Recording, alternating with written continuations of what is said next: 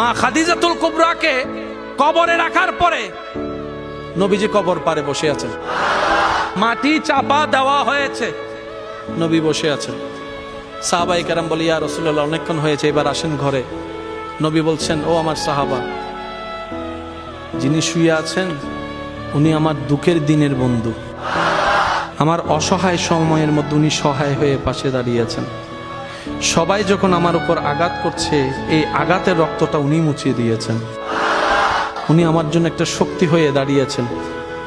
আমার খাদিজা, আমার স্ত্রী, তোমাদের উম্মাহাতুল মুমিনিন। ইয়া রাসূলুল্লাহ, একটু ঘরে আসেন। নবী বললেন, একটু পরেই ওনার কবরে ফেরেশতা আসবে প্রশ্ন করার জন্য।